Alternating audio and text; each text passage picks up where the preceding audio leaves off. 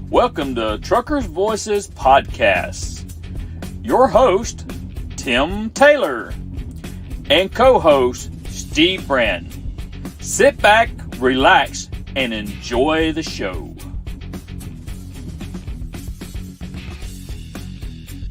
This is Danny Smith, just calling to tell you how much I appreciate listening to your show, Truckers Voices. It's very informative. I really like hearing the driver stories, how they got into the trucking industry and maybe what kind of trucks they started out with. And it's just been a lot of fun, and I would encourage any drivers out there to tune in and listen, call in, be a part of it. It's a great show. Thanks.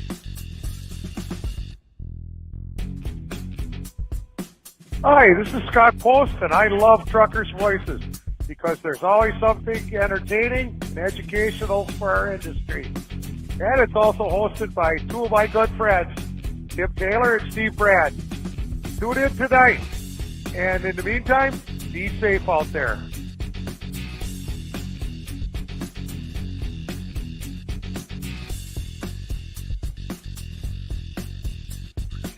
Hey everybody, how you doing tonight? My name's Charlie Demchuk, and I'm here to welcome you to tonight's big show. Y'all sit back, relax, enjoy the show.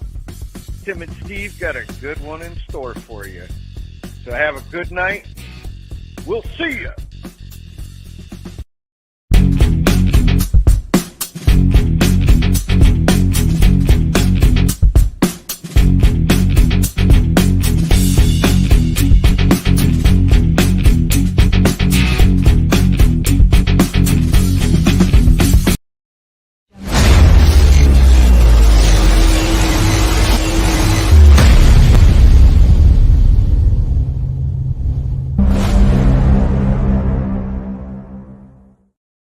Well, good afternoon, everybody. I hope everybody's doing good this fine Thursday afternoon. I hope that you had a good day of trucking out there. I hope that you got from point A to point B and back to point A. As my buddy Steve always says, the most important trip of the day is the trip when we walk back through that door at our house. Hey, we got a good show in store for you tonight, and we appreciate every one of you that come on here and support us every week. It's your show, and it's not my show. It's called Truckers Voices. So we always want to hear from you. We want to hear your voices out there, and we want to hear your stories about how you got into trucking, some of the trucks that you drove, just anything that you want to talk about. We kind of keep this show kind of generic and organic. We don't have any scripted questions by no means or anything like that. But however, tonight we got a special show for you. We got some folks here that's going to come on and talk about the tragedies of human trafficking. And I'll introduce those folks in just a few minutes. But without me just taking all the time up on the mic here, I got to bring my co-host Steve in here and let him greet everybody. Hey, Steve. Tim. How you doing, brother? How's everybody doing out there? Hope everybody had a good day and having a good evening. A little rainy up here in the Buckeye State. They're saying we can get a little snow later, but I don't think it's going to amount to anything. But got to watch the slick spots in the morning. But, it's been pretty good. How about yourself? How's the weather down there? Oh, man, today we had some storms roll through. I went up to Atlanta, and I got out of Atlanta as fast as I could because the storms were rolling through. But we're supposed to get it here again after a while. It's supposed to come and rain's supposed to set in. We got 80% coming in about 9:30, 10 o'clock. So anyway, but the weather's about 70 degrees down here, Steve. So, really? Okay, yeah. Rub it in. It's probably in the mid 40s up here, but like I said, it's raining, mist and raining. Man, I seen some lightning and some thunder today. Oh, it was crazy.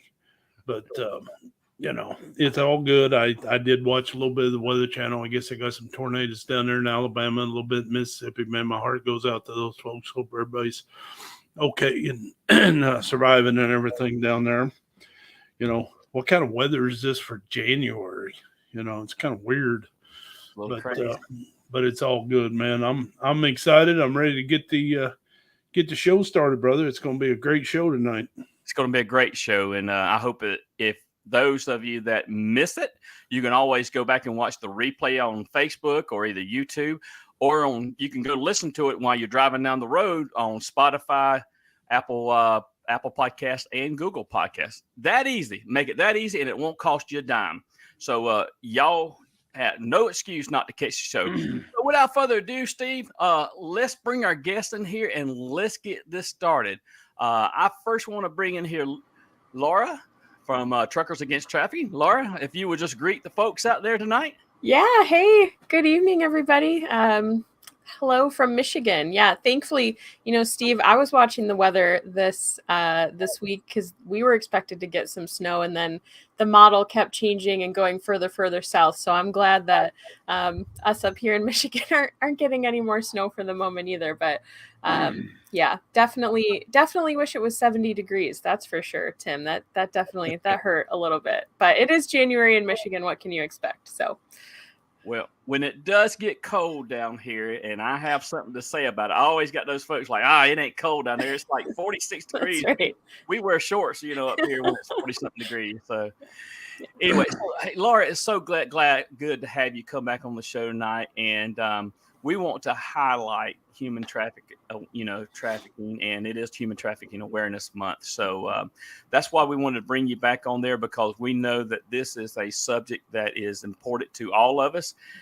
We all have a passion about it, and we all want to find a way to stop this horrible crime that's going on out there. Yeah. So anyway, I believe you brought someone with you, and I reserved bringing her on. I want to let you introduce her, and I will bring her on. Absolutely. Yeah. This so pleased to have with me my colleague, a training specialist with TAT and survivor leader, Miss Liz Williamson, joining us tonight. Liz, welcome to Truckers Voices tonight. Well, hey, thank y'all so much. I really appreciate it. And I got to tell you, I am sitting in a hotel room doing great work in the Human Trafficking Awareness Month in Denver, but I'm actually from California. And I think all of the snow and rain that you guys are getting came from us. So I'm sorry, but I'm glad it's leaving California. And I'm just hopeful to not have to get a canoe to go back to my house tomorrow. Yes. No doubt. What part of California are you from? Sacramento. And I mean, it's madness. There were trees down my street. Our power was off a lot. And there was so much standing water that it just doesn't have anywhere to go. One of our lakes grew 40 feet in a day. Wow. Oh, wow. But to say, we've had a drought for 3 years now. So I'm grateful for it, but I sure wish it didn't all come at once. Yeah. No doubt. So we wanted to bring you all back on because, like Steve and myself, we're both ambassadors for Truckers Against Trafficking, and we're doing our best to do what we can do by educating other drivers out there on the highway about human trafficking. But anyway, we're going to give you the floor tonight, so we're going to let you take the show away. And we may have a few questions here or there. And at the end of the show, we're going to open the phone lines up. If anybody wants to call into the show, it's 251-616-2151. But y'all just wait until we open the phone lines up, okay? So anyway, Laura, I'm going to let you have the floor here. Yeah, thanks. Well, I mean, we're just glad to come on and chat with you all. And I know, your viewers and your community of drivers really can have a great impact in this work. And the month of January, as you mentioned, is Human Trafficking Awareness Month. It is a special designation since 2010. That was the first year that January was sort of the month for human trafficking awareness. Obviously, we want everybody like you guys are to be passionate about it all year long. But it is a great opportunity to have campaigns and, do an increased number of events. In fact, January, as you might expect, is super busy for our staff. I think I counted over 35 events that our team is doing this month, both virtual and in person, and just a number of different things from webinars. I'm doing a whole series of training webinars next week with a couple different large carriers and 3PL providers, just really looking to increase awareness within their carrier network, but also their own employees. We're doing a lot of employee engagement this month with different both trucking companies and some of the large shippers and manufacturers that we work with to increase corporate employee awareness too. Because as you gentlemen know, obviously we are Truckers Against Trafficking. That's how we got started. That's sort of the main programming of our work. But this takes everybody. And, educating those corporate folks that sit behind the desk is just as important because we're all community members. We all have an opportunity to see something, right? Absolutely, absolutely. And when you and I were talking the other day, you mentioned to me about something that I thought was important. You're moving into the home delivery sector and trying to get those folks educated there. Also, can you speak to that just a little bit? Sure, absolutely. So, we have a fantastic new training that was released in April of 2022. It was like just before the midpoint of the year. A project I'm going to say April. Yeah, that feels right. A project that Liz and I actually worked a long time on together. But it is a training specific to folks that are going into homes, whether they are professional movers or in-home delivery professionals like your exercise equipment or your washer and dryer or any kind of in-home delivery that you may have, just what some of the red flags that those people may see. And Liz, if you want to talk a little bit about that training and why it is so important, I'd love to have your input. So that training was so important to me because I was actually trafficked, and I began to first be trafficked by my mom when I was 6. So that meant I was living at home. And if we had someone who was a delivery person or a repair person come into our home, what could they have seen and noticed that could have helped lead to my freedom?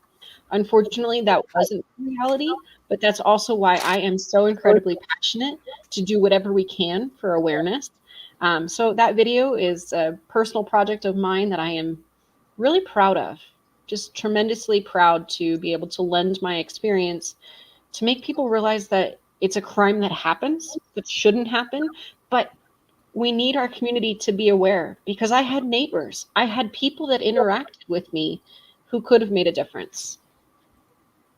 So Liz, did I get that right? You was trafficked by your mother. You're processing right. 6 o'clock. I mean, 6 years old. I know that is really hard for those of us who have young people that we love and adore. When I tell people to fight for human trafficking, you need to imagine these victims as people that you love dearly, because that passion will not die out. If you think about a victim, and I will get emotional, and I'm sorry that my emotions are just on the surface, and that is what it is. Rightfully so. No one fought for me.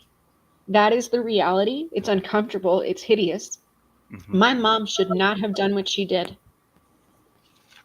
People should not have the appetite to buy another human being if they didn't have that desire. And if my mom wasn't greedy, if she didn't want money, let's be honest, that there's a greed factor that goes into human trafficking where you use people as product.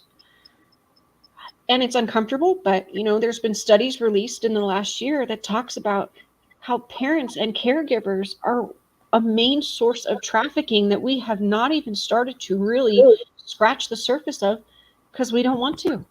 We do not, as a society, really want to look and think, is my neighbor capable of selling their child?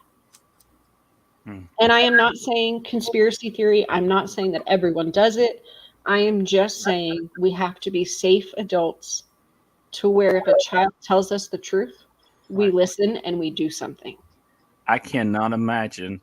I have a 5-year-old granddaughter. I cannot imagine that. And I'm so sorry that happened to you. Me too. And can you just take us back through and tell us your story? Tell us your story from the beginning. Yeah. Okay.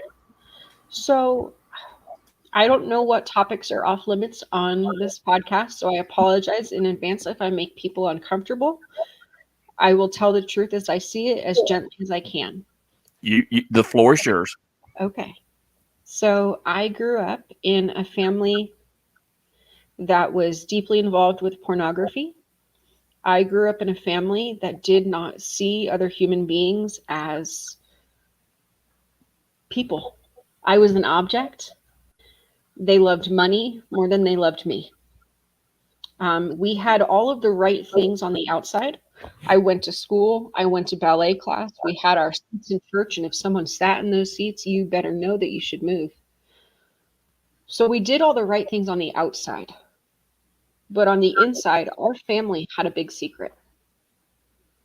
Growing up that way, and I think this is true to today, we have sexual abuse that happens in family that maybe it doesn't lead to trafficking, but it's sure a vulnerability for trafficking to happen later. And the reason for that is because if your no doesn't matter, for the listeners that have experienced abuse, you know what I'm talking about. When people say, oh, why didn't you say no? Why didn't you fight back? Why didn't you do this? Why didn't you do that? I did. And it doesn't always work out the way that we want it to, because adults are older and stronger. And sometimes you have to choose to survive. So that is my reality, that I chose to survive. Growing up that way, I still attended school. There's a lot of misconceptions that, kids are pulled out of school. You can actually still function with severe trauma going on. That's why it's important for teachers and bus drivers to be aware of the signs of human trafficking. Truckers Against Trafficking also has a program for school bus drivers. It's a half-hour video where I share more of my story. I want to use this as a piece to equip people, not to paralyze them. I know that it's hard to hear and it's hard to process. I started being sold when I was 6 years old. Sometimes when people hear that, they try to think, how does that happen? What does that mean? It means that there were men that were willing to pay money to have access to my body. I'll just let that be what it is. They would pick me up from my dance class and drop me back off. And I lived that way until I was 18, and I left for college.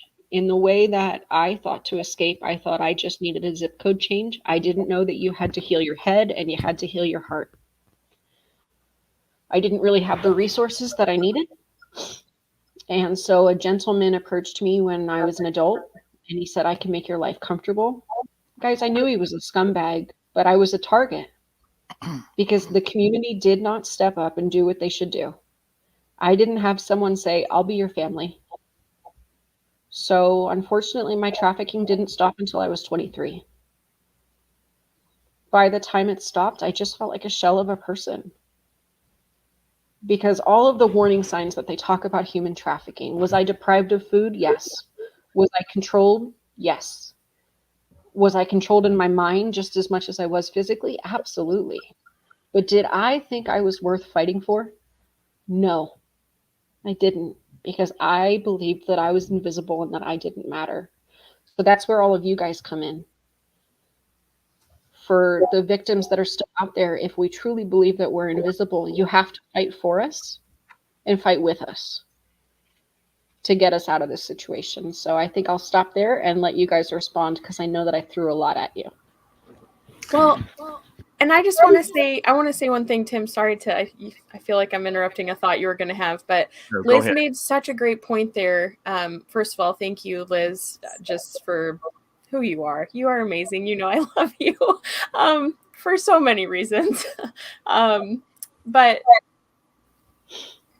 the point that she made about all of the truck drivers, especially, or bus drivers or energy workers or whoever those frontline people are that we're working to train, being willing to fight or being willing to step in and do something, that honestly, guys, can just be as simple as a question like, are you okay? Can I get you something to eat? And in that one moment, that interaction, that show of kindness and expression of humanity might not be the day and the time that victim of human trafficking exits that life, but by speaking into I think just the humanity of seeing someone, you don't know, maybe they're not being trafficked, maybe they're having a bad day, maybe they're experiencing homelessness or hunger or whatever it is, but by acting with compassion to people around us and not being like so stuck in our phones all the time and not concerned about what's going on, you are helping to deposit emotional currency into someone who, like Liz is saying, she didn't think she was worth fighting for, right? And even by being kind to people, whether they're trafficking victims or not, it makes a huge difference. And even if that one day, that one moment wasn't the opportunity for that victim to be able to leave or exit that situation that day, you still were able to instill hope, even if it was for a 5-minute period of time. And that can make a big difference. Right. You know right. what? It's kindness. I think that we think kindness is overrated. When I did exit human trafficking, there was a bus driver who asked me if I was okay and said that I could get out of the rain and I could sit on the bus. And I was unsure if I could trust him, and I was unsure if that meant that he wanted to sleep with me. I mean, honestly, my trust level was non-existent. So, And he's, yeah. So that was going to be my next Yep. question is, how did you break the cycle? I left without shoes on in the middle of the night in a rainstorm. I didn't have the mindset of, oh, I'm going to go do something different with my life. It was more, I can't stay here. I'm going to die. And I was just devoid of hope. And I did start out with shoes on. They fell off. Meh. I got blood blisters on the bottom of my feet. They were as big as my heels. It was painful to run. And one of the more painful moments of those memories is that no one stopped. I beg you, if you see a woman who is half clothed running down the street, at least call 911. If you don't want to get involved, I don't mind that. But what I will say is that I needed help.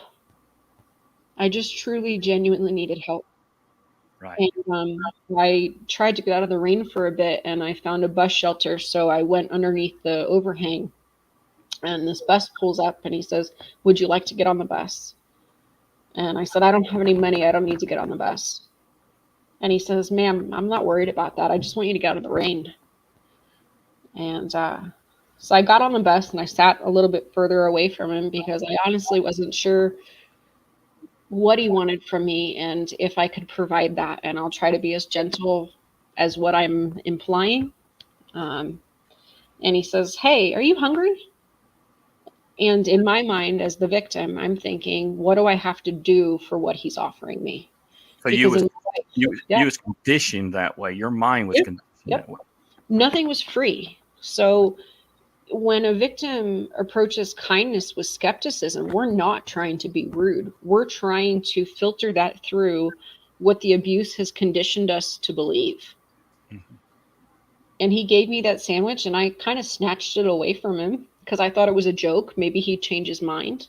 I had no reason to believe in people's kindness. And he told me that his wife had made him a sandwich, and he was happy to give it to me. It was no problem, and he wouldn't be hungry, and don't worry about him. It was the worst sandwich because it had olives, but it was the best sandwich because he treated me like a human being. He didn't have magic answers. He knew that I was a woman in trouble. He knew that I didn't have a lot of clothing on. He knew that I was wet to the bone and running from something. And I ended up at a homeless shelter. It's a long story. It would take longer than your podcast. But I will say that I've been out of trafficking for 13 years now, 12, something like that. Yeah. And I'm married. I have a home. I have a dog that I like and a cat that I don't. Sorry for the cat people. And you know what? I have built a wonderful life for myself. Yeah. One that I couldn't have imagined when I was running. I am so glad that you are out of that life. And it takes me back to a time that I first experienced somebody that might have been in a trafficking situation before I even knew anything about Truckers Against Trafficking. There was a young girl down in Ocala, Florida, and me and some of my coworkers had stopped to take a break, and this car pulled up, and it looked like a grandma getting out of the car. And Laura's heard this story before, and the young girl got out, and they was often commercial sex there. that young lady was not in control. The person that was in control was the grandmother-looking figure. So I say that the people may not always look like a pimp. You know, it could be somebody that looks like a grandmother. It could be a mother that's actually, trafficking their child. But anyway, I'll back off the mic a little bit. Steve, I know Steve might have a couple of questions there for you also. God bless you, Liz. And He does. listening to your story, that bus driver was put there at that right time, at that place, So I am so glad to hear that. I drove over the road from 1989 to 1996. And I seen a lot of activity in the truck stops. I knew nothing about trafficking. And, just like you said, just to say hi, you could tell my words of, hey, how you doing this evening was encouraging to them. But I could tell they was scared. Do they continue a conversation with me or not? And like you said, like Tim just said, a pimp can be anybody. So, I treaded lightly. I made a couple phone calls throughout the years to the local police department. I did see them come through the truck stop, but pretty much everybody just kind of scattered. They didn't see a whole lot. I didn't put myself out there to, talk to the officer or anything like that. Now I wish if I knew then what I know now, how I would do different, but I just want to say thank you. Thank you for coming on. Your courage, you're brave, and God bless you. God bless you. So He does. Yeah, every day. And, the more we can get the word out, the better. And this, I'm sure it'll come up a little later maybe, but I'll go ahead and bring it now. It's like everybody coming across the southern border. What are we dealing with, Laura? Have you heard? I think it's an interesting. There's so much going on. First of all, there's so much in our world, from COVID to economic issues to folks coming across borders wherever they are, folks fleeing situations and trying to seek better life. The thing that we have to remember in all of this in 2023, how is it 2023 by the way, Exactly. is just that traffickers are master manipulators. They understand how to look for vulnerabilities and how to speak into those vulnerable places in people's lives. So whether that is, somebody that's experiencing abuse at home, or they are trying to get into a different country because they're looking for a better life. They don't speak the language. They don't have money. They don't, have any resources. If it's, someone experiencing homelessness or any number of these vulnerabilities that we know exist, they are going to use that to their advantage, and they're counting on all of us, right? Just like you gentlemen have explained, just to be naive about the issue and to not understand what's really going on, or to maybe, want to put blinders on. It's not, Liz mentioned, if you ever see a half clothed person running down the road, at least call the police. And I've heard that time and time again from others that have just said, I was shocked that I was running naked down the road in a neighborhood. People saw me and nobody came and offered me a blanket. Nobody, yelled out to see if I needed help. Like, I was on my own. And until sometimes that's not going to make sense.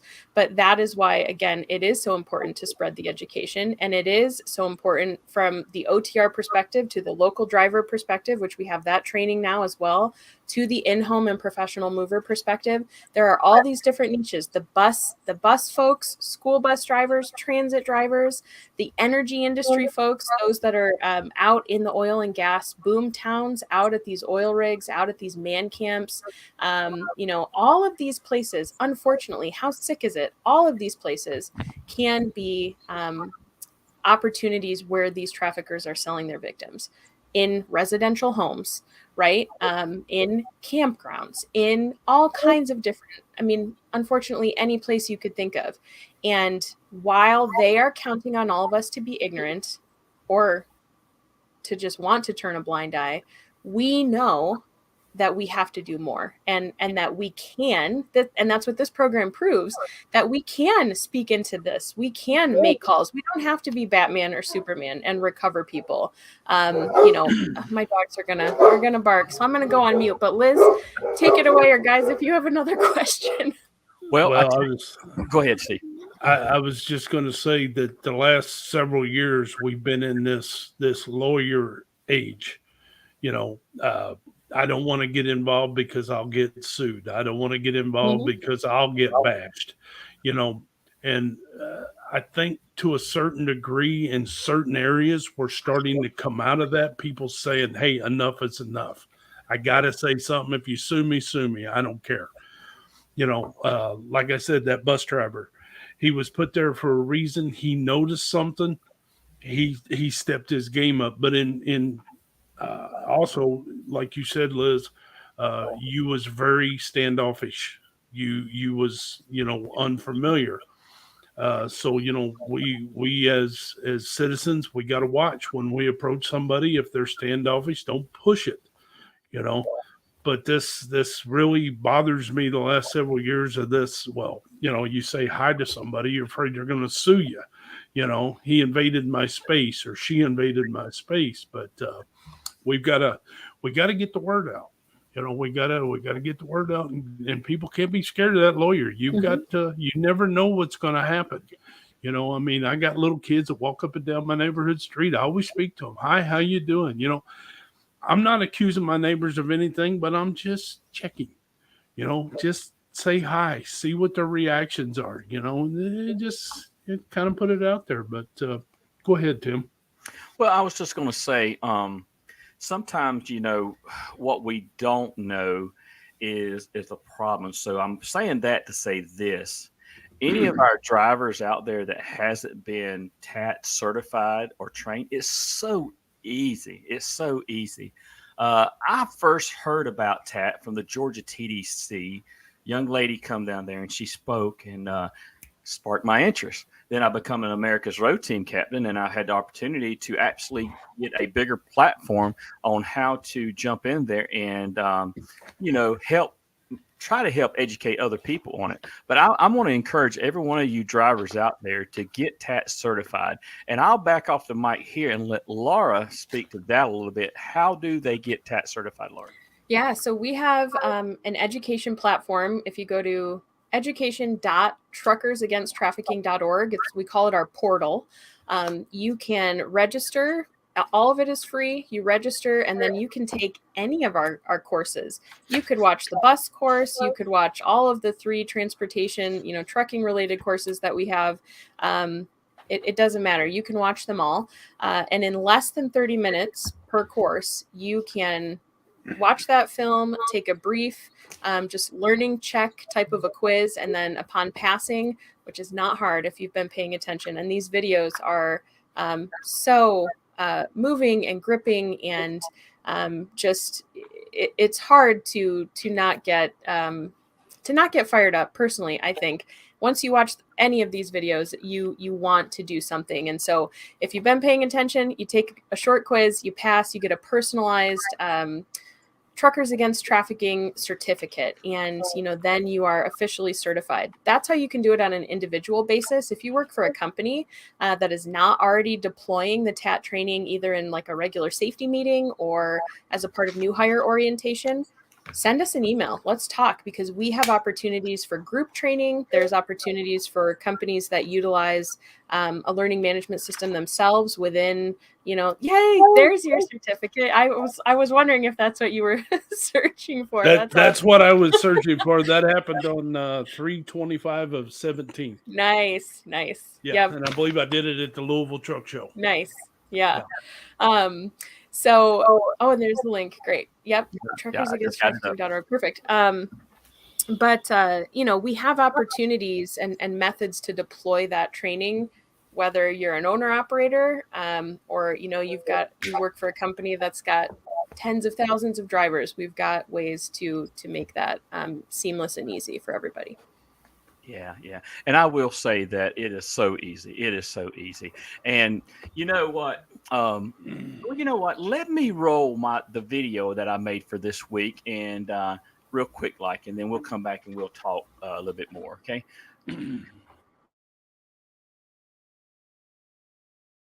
Hey, good afternoon, everybody. Hey, I just want to let you know that this month is Human Trafficking Awareness Month. And a lot of human trafficking takes place in different places. But one of the places that it takes place in is in a truck stop. Now, this is a small truck stop that I'm in, but human trafficking can be going on right up under your nose. If you don't know what to look for, some of the red flags, you won't even know that it's going on. So I would encourage each and every one of you to go to Truckers Against Trafficking, go through their course, get signed, and educate yourself on the red flags that happens in human trafficking. You are the eyes and ears of the highway, and you can make a difference.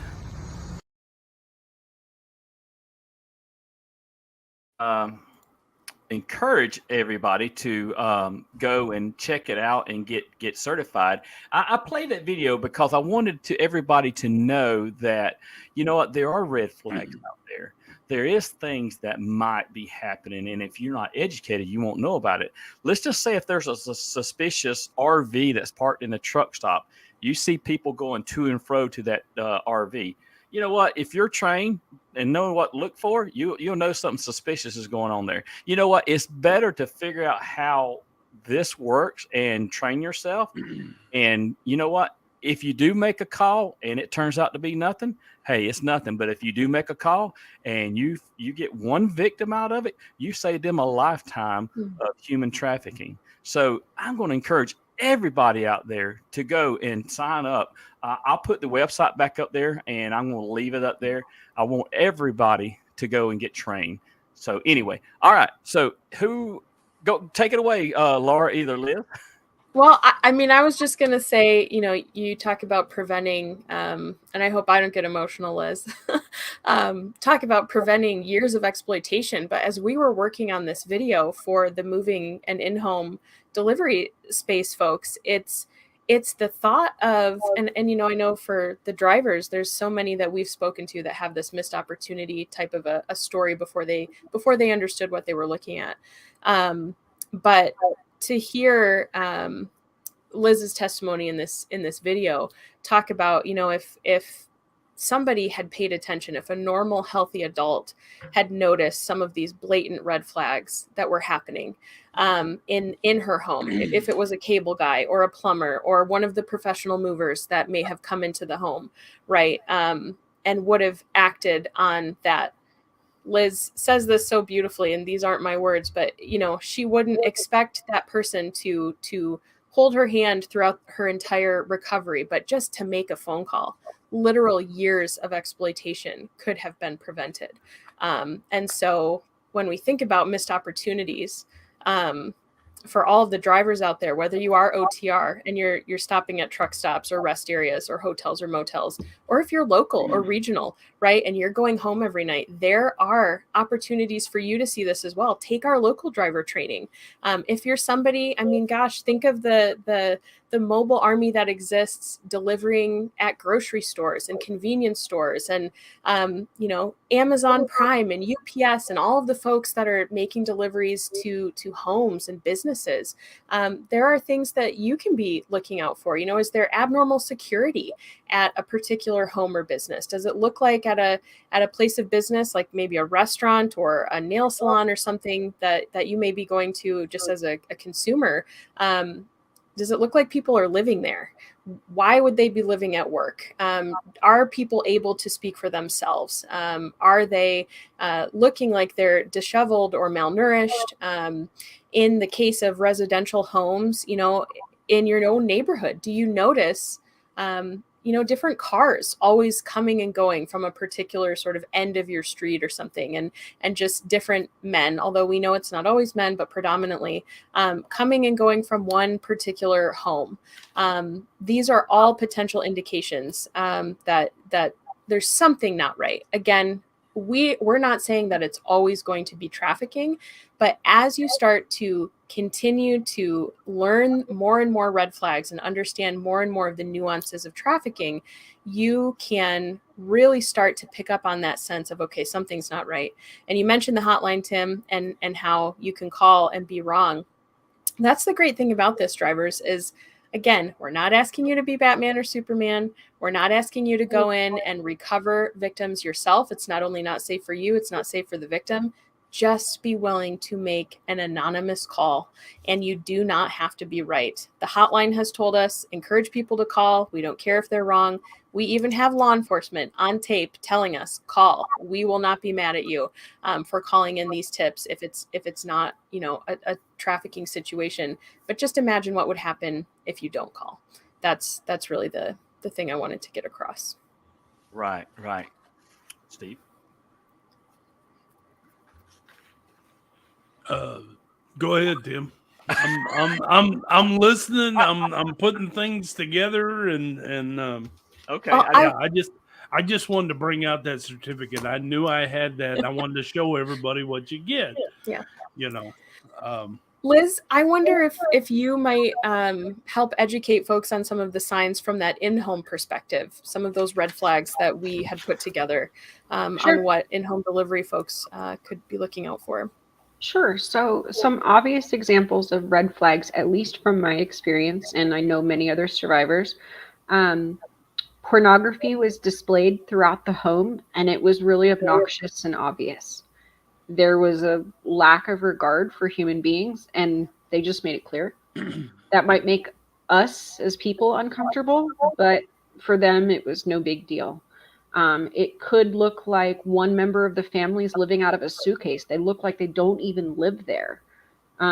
It could look like substandard living conditions for that one person where everyone else has, you know, a normal bedroom and one person doesn't. In my case, there was a lock on the outside of my bedroom door.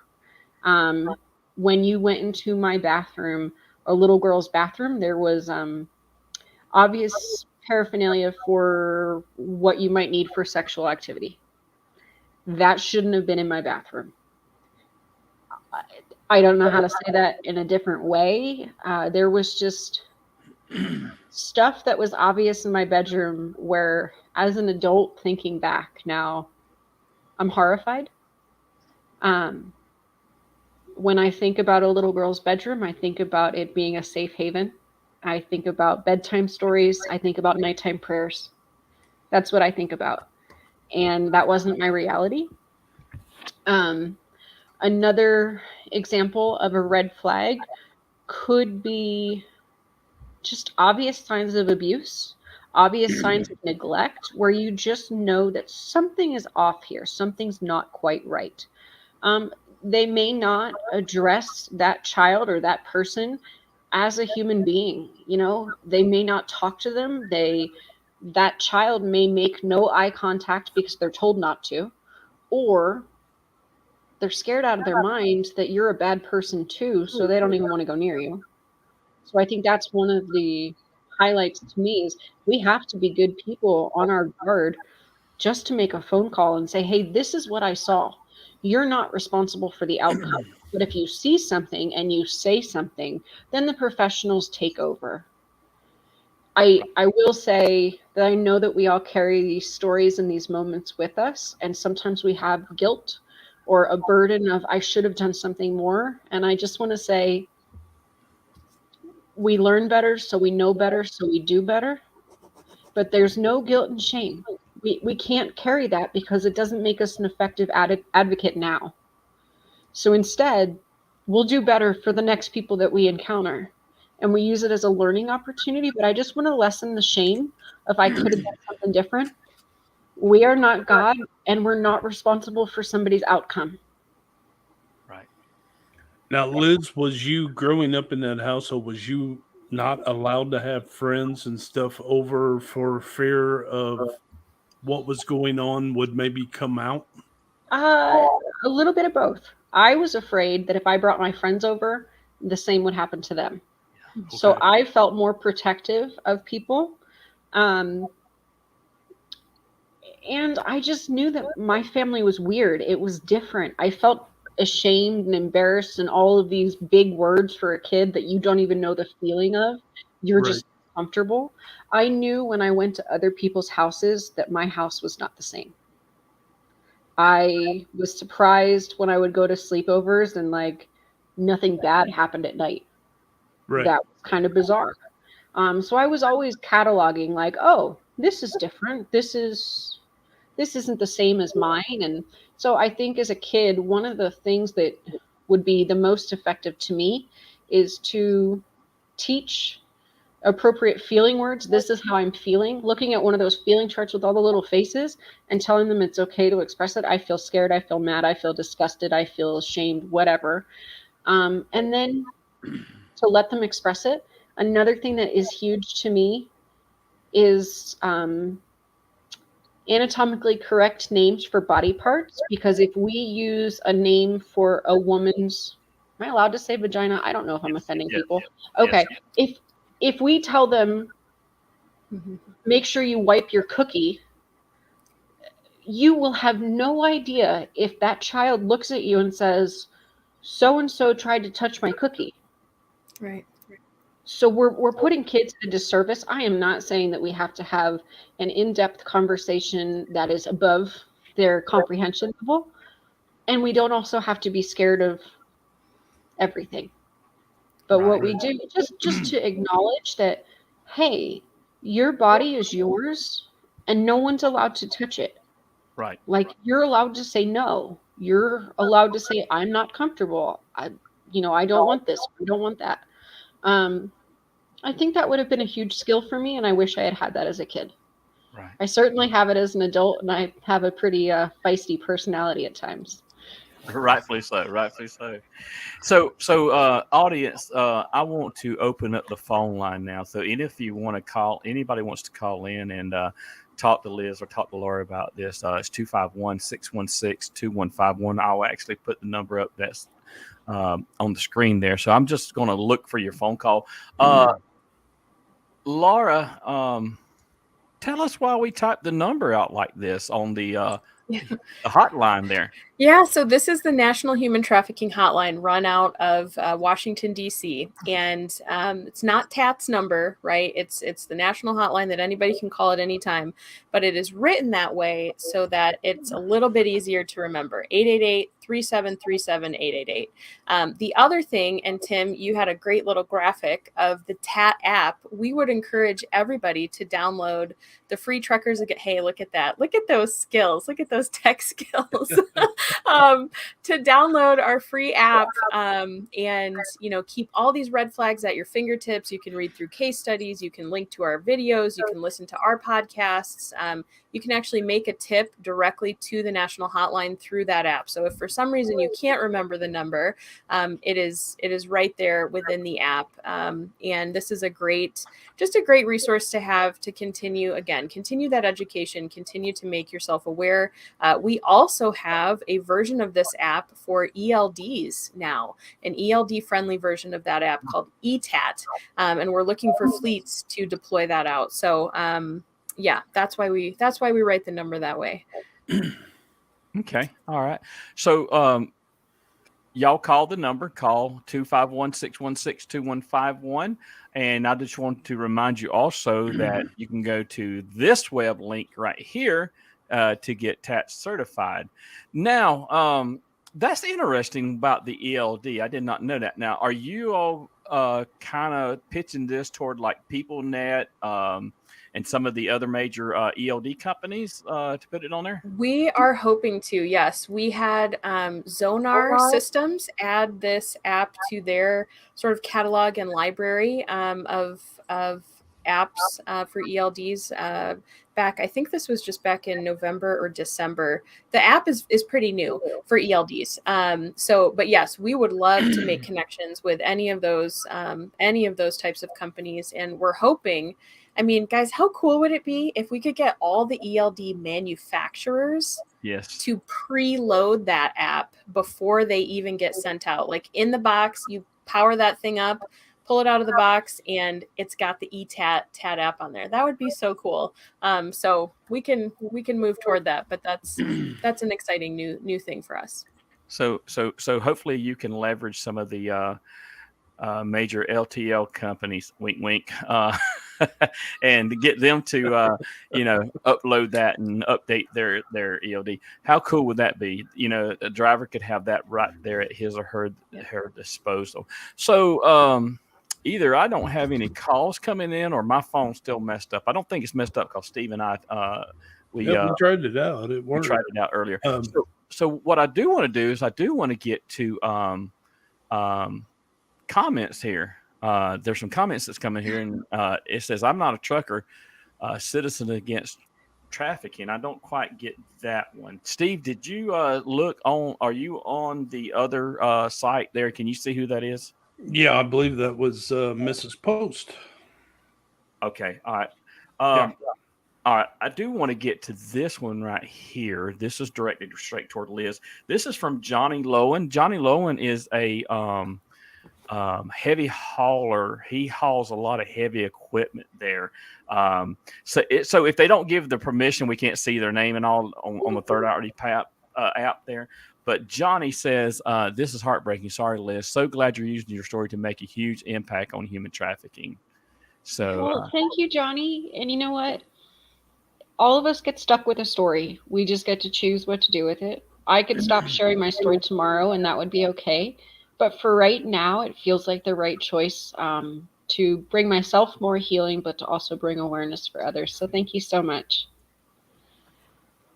This one right here, Steve, do you know who this one's from? Yeah, that's Tony Wainwright. Okay, yeah, Tony Wainwright. He's a good friend of mine, and we work together. Are the traffickers becoming more hidden with their tactics because the public becoming more educated on human trafficking? So I'll take a crack at this, and then Liz, I'm interested to hear your story or your perspective. I would say, somewhat yes and no. I think the more, kind of like at truck stops, what we've seen there, we've heard that there's less sort of door-to-door solicitation, and now things are all, like set up on apps or websites, and it's more prearranged, although it still happens. I think, unfortunately, the real sort of flip to this question needs to be about demand, because traffickers unfortunately know that there is, regardless of the tactics or the public being aware or unaware, as sometimes is still the case, the reality is there's still a demand for what they're selling. And until we address the issue of demand, we will not dry up the issue of human trafficking, because, again, that's what traffickers are in this for: power, control, and greed. They're in it for the money. And so if we suddenly take away their market, or their market dries up and they can't make money selling human beings, well, they will go on and sell something else, or they'll go into some other kind of, business. Not that this is a legitimate business by any means.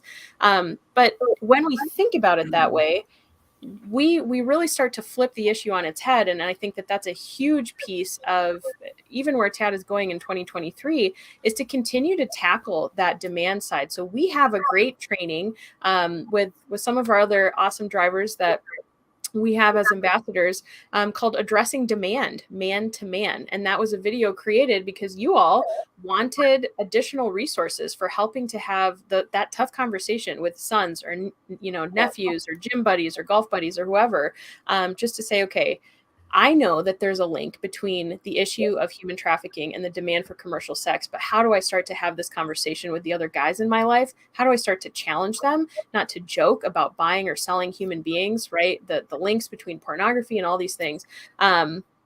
And so we created that resource. That's on our website as well, at just regular truckersagainsttrafficking.org, our regular website. You can click on the demand tab and get all of those resources from that perspective. So sorry, I went on a tangent. Liz, do you think traffickers are getting smarter and hiding their tactics because the public is becoming more aware? Yes and no. They are using more encrypted apps, and like police are just realizing this across the board for most criminals, that things can be used for good and they can be used for ill. So I do think that our police have a lot harder time sometimes getting the information that they need. But to me, that's what goes back to the public being aware of their surroundings and what they see. This could really help law enforcement build a case against these traffickers. So that's why I think it's crucial to get as much information from various avenues as possible. I will say that I don't think traffickers are as smart as they think they are. I think that they capitalize on our ignorance and our just our ignorance. They capitalize on that. But the more that we can make ourselves aware of the red flags, of the things that could happen, then we're in a better position for when we do see something. And I will recommend everyone, please program that number into your phone. Don't say I'll do it later, or oh heck, what was that number? If you have it in your phone, it's going to make it a lot easier to be able to do it. Yep, absolutely. I want to get back to one of the comments right here. Scott Post is an avid listener to the show, drives for FedEx Ground, drives at night, mainly up in Minnesota. How many states require TAT certification as a requirement to obtain or renew a CDL? Do you know the answer to that? So I do, and Tim, I'm going to get to use your fancy new settings. I'm going to share something from my screen here. Maybe let's see. Let's try it. Let's try it. No, it's going. Let me add it to the stream. I get control of it. That's a good thing.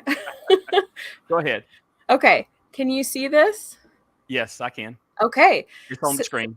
Perfect. So we know that the states of Kansas and Arkansas are the only two states where the TAT certification is required for a renewing CDL license. But all of these states that you see here, so Washington, Kansas, Wisconsin, Maryland, Colorado, Oklahoma, Illinois, Ohio, Texas, Arkansas, Alabama, and Virginia, also have either passed legislation or made some kind of administrative rule change, sort of requiring the TAT training at the CDL school level. So for anybody obtaining a new CDL, which is what we think is just excellent. Let's get those new drivers coming through, looking to get those CDLs. Let's just have TAT again be part of the natural curriculum for becoming a truck driver. Just how awesome would that be? That would be awesome. Yeah.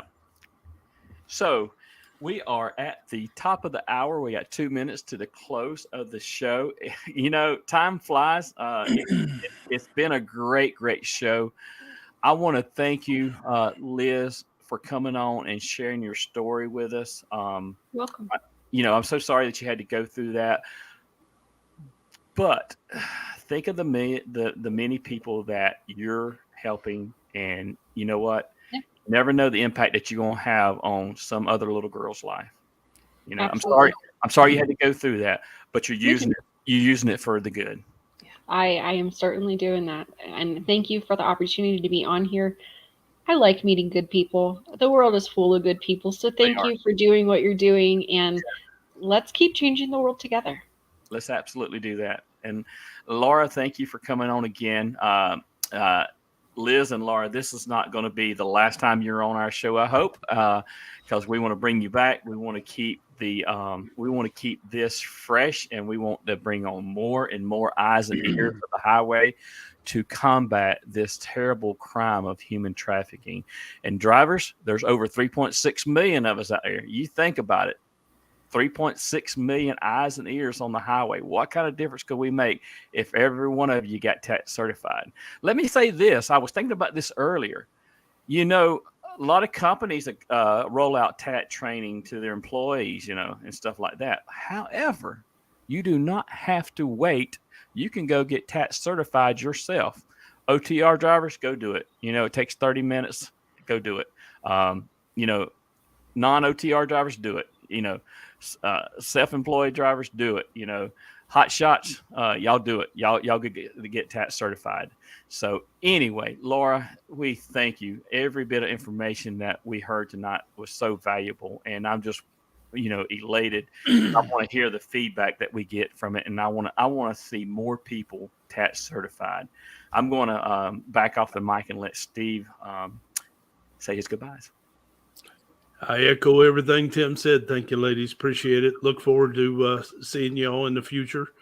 And I'll save it for the next show, but I want to talk about prosecution, how much is getting prosecuted, things of that nature. We'll save it for the next show.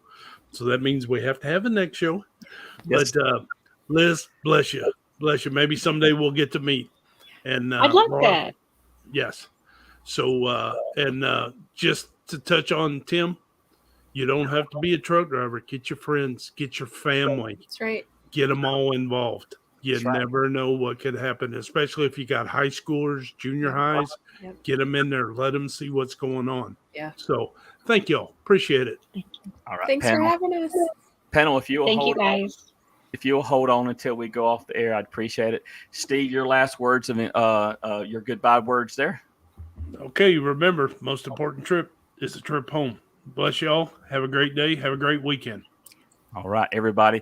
Y'all be looking for me tomorrow with my morning safety message. And as I always say, look out for those who aren't looking out for themselves. I got to go trucking. See y'all.